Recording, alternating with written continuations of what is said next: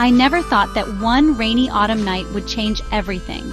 I've always been drawn to mysteries, the kind that blur the line between reality and the inexplicable. But nothing in my years of chasing after urban legends or digging through dusty police records prepared me for the case that would haunt my dreams and spark endless debates among those who crave a taste of the paranormal.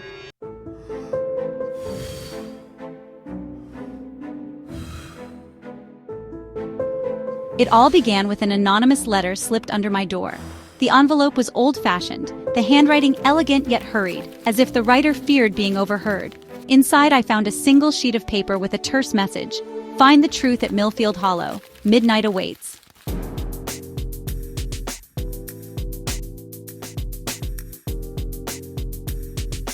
I'd heard whispers about Millfield Hollow for years, a desolate town steeped in tragedy and local lore.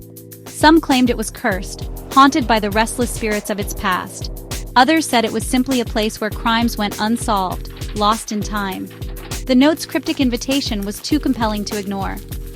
I arrived in Millfield Hollow on a chilly November evening. The town was small, a scattering of weathered storefronts, narrow lanes, and a dense forest encircling its outskirts. The locals eyed me with a mix of suspicion and pity, as if I were a curious child peering into secrets best left undisturbed.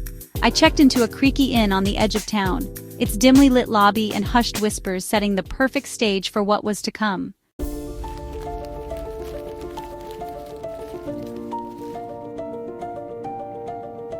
The case that had drawn me in wasn't just a crime. It was a mystery with layers of unsolved sorrow and inexplicable happenings. Nearly 30 years earlier, a young woman named Eliza had vanished without a trace after a heated argument with her estranged fiancé. The night she disappeared, witnesses reported hearing her desperate cries echoing through the dark woods, followed by an eerie silence.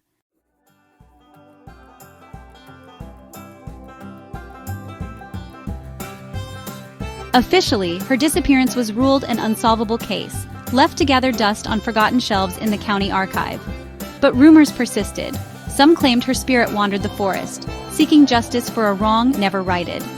I began my investigation by visiting the local library, a musty building filled with yellowed newspapers and brittle case files. Sifting through records and old clippings, I discovered that Eliza's case wasn't isolated. Millfield Hollow had been the site of several unsolved crimes, each entwined with accounts of paranormal occurrences.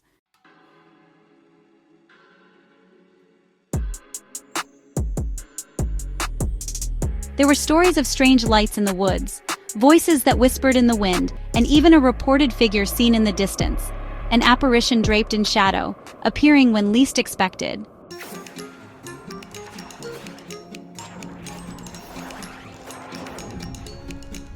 Armed with a growing collection of fragments and eyewitness accounts, I decided to take a walk along the forest's edge. The path, barely visible under the thick canopy of autumn leaves, felt like it led into another world. With each step, the air grew colder, and the usual sounds of nocturnal creatures were replaced by an unsettling silence.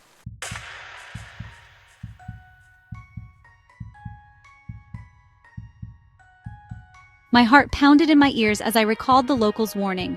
Don't venture too deep after dark. The woods have a way of swallowing you whole.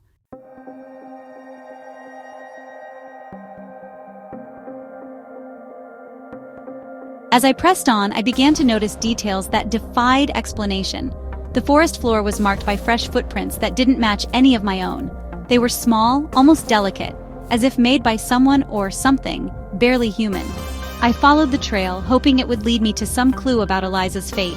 But as I ventured deeper, the trail disappeared, leaving me in a clearing where the wind whispered through the trees like mournful voices.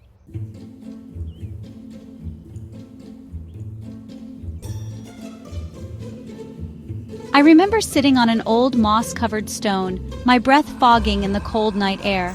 The sky above was a tapestry of dark clouds and fleeting stars, and I felt as though the entire world was holding its breath.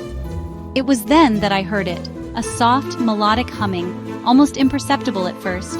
The tune was both familiar and alien, stirring memories I couldn't quite place.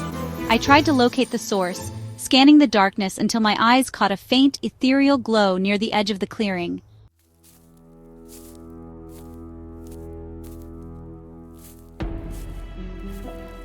With trepidation, I approached. The glow emanated from an old, dilapidated cabin, hidden beneath twisting vines and time-worn wood. It was as if the cabin had been waiting for me, a relic of a bygone era, steeped in secrets and sorrow. I pushed open the creaking door and stepped inside, the air thick with dust and the lingering scent of damp earth.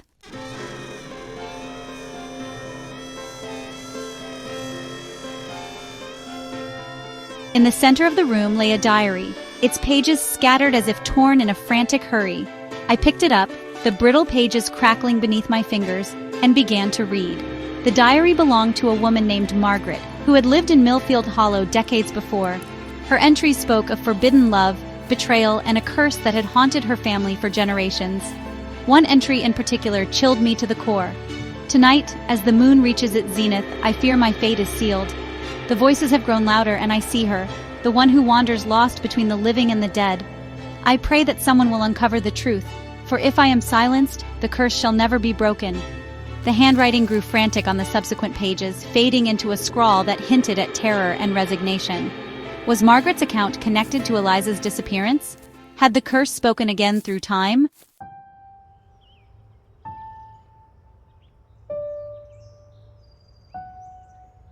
Unable to shake the feeling that I was being watched, I left the cabin and returned to the path, the diary clutched tightly in my hand. My mind raced with questions. What did the voices mean? Who was the woman in the diary, and was she a precursor to Eliza, or perhaps even her kin?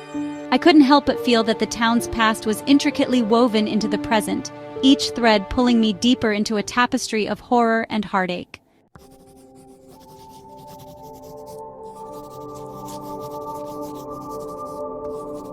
Back in the inn, I pored over my notes, trying to piece together the puzzle. The case files mentioned an odd detail, a series of bizarre symbols found near the scene of Eliza's disappearance. They resembled archaic markings, almost like a ritual or a summoning. I reached out to an old friend, a professor of folklore, who had once warned me that some legends were born out of true events, their embers fanned by fear and uncertainty.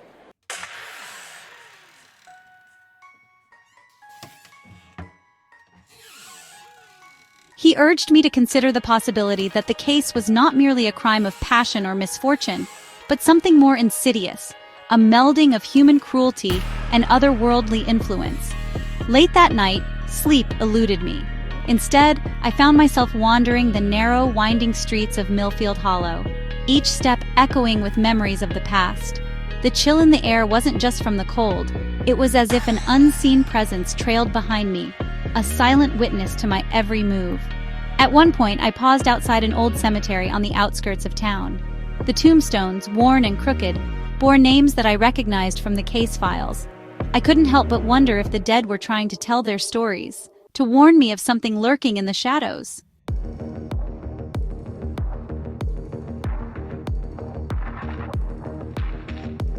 In the depths of the night, as I lay in my small room, I began to hear whispers, soft, indistinct murmurs that seemed to seep through the walls.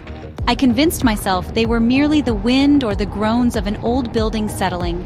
Yet deep down, I knew that what I was experiencing transcended ordinary explanations.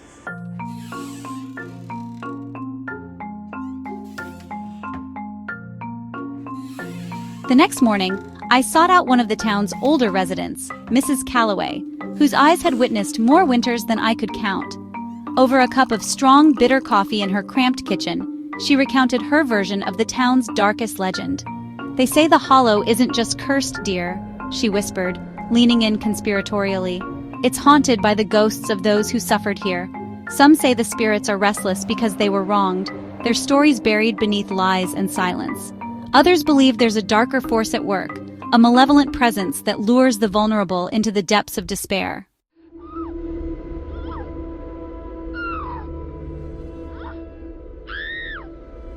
Her voice trembled as she recounted the tale of a man who had been found dead near the old mill, his body arranged in a ritualistic pattern with those same mysterious symbols carved into nearby trees. It's as if the past and present collide here, creating a vortex of sorrow and terror. Mrs. Calloway's words resonated with me. The more I learned, the more it seemed that the mystery was less about one isolated incident and more about an entire legacy of pain and supernatural occurrences. That evening, fueled by a mix of determination and trepidation, I returned to the forest for what would become the most unnerving night of my life.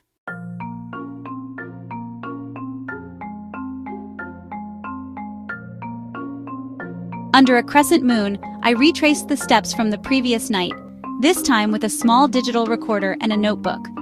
Every rustle, every snap of a twig underfoot sent my imagination spiraling. As I reached the clearing again, I sensed something was off. The air vibrated with an almost tangible energy. It was as though the very ground was humming with anticipation. I set up my recorder near the spot where I had first heard the haunting melody, and then, almost imperceptibly, the sound returned, a low, sorrowful hum that seemed to come from everywhere and nowhere at once.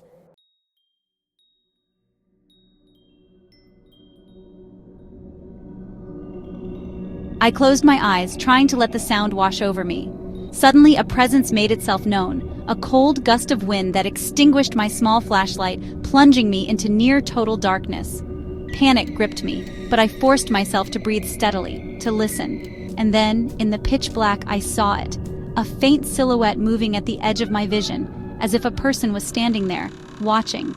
I strained to make out any details, but the figure dissolved into the darkness as quickly as it had appeared.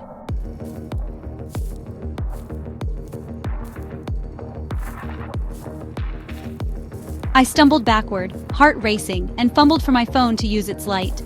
When the beam cut through the dark, there was nothing, only the empty clearing and the twisted trees swaying in the wind. Yet the recorder had captured something unmistakable. A series of hushed voices, indistinct yet laden with emotion, reciting what sounded like fragments of a plea for help. I played back the recording over and over, each time convinced that I was hearing words I couldn't fully comprehend, a warning perhaps, or an appeal from beyond the grave.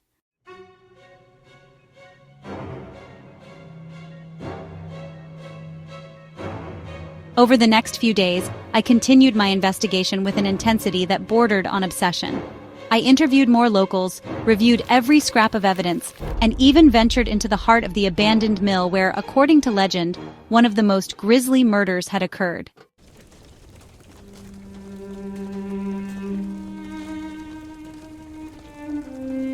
Inside, I discovered remnants of a makeshift shrine, candles long extinguished, photographs torn at the edges, and the same inexplicable symbols etched into the walls. The sight sent chills down my spine. Each clue added layers to the mystery, a web of forgotten tragedies, ritualistic practices, and a pervasive sense of injustice. I couldn't shake the feeling that somewhere in these relics of the past lay the key to understanding not only Eliza's disappearance, but the broader curse that haunted Millfield Hollow. My nights were filled with restless dreams where shadowy figures whispered cryptic messages, urging me to delve deeper. I became increasingly convinced that the town's history was not merely a series of isolated events, but a continuous cycle of pain, one that was fed by both human cruelty and forces beyond our understanding.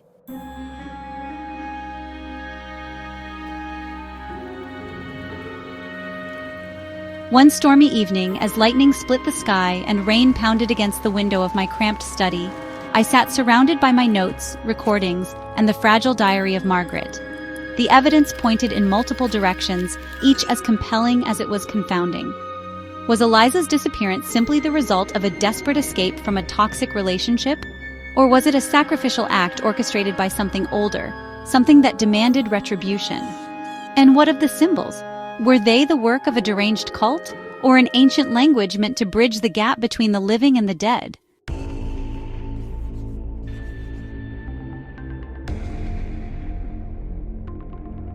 At that moment, I realized that I was not just an investigator. I had become part of the story. The line between observer and participant had blurred, and every new discovery felt like a step closer to uncovering a truth that might have been better left hidden. I began to question my own perceptions. Was the terror I felt merely the product of an overactive imagination fueled by isolation and fear? Or was there truly something supernatural at work?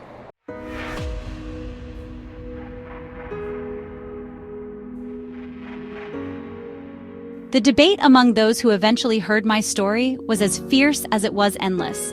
Some dismissed my experiences as the ramblings of a haunted mind, a person lost in the labyrinth of local folklore and fueled by a desire for sensationalism. Others argued that the evidence was too consistent, too layered with corroborative details to be mere coincidence. They pointed to the recordings, the physical remnants at the crime scenes, and the almost ritualistic nature of the symbols as signs that something beyond our understanding had touched Millfield Hollow.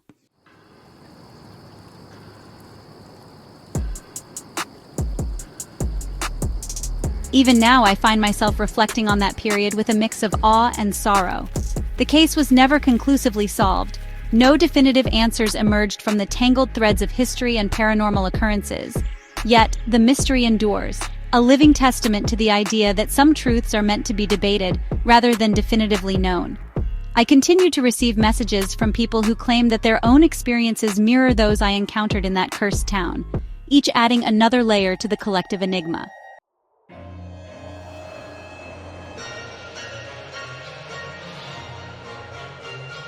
My journey through Millfield Hollow taught me that the pursuit of truth is as perilous as it is alluring. It is a path fraught with shadows, where the line between fact and fiction is as fragile as a whisper in the wind. I still have sleepless nights, haunted by the echo of those spectral voices and the memory of that fleeting figure in the dark.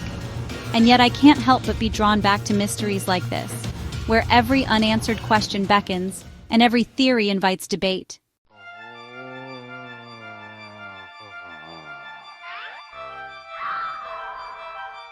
So, I leave you with this.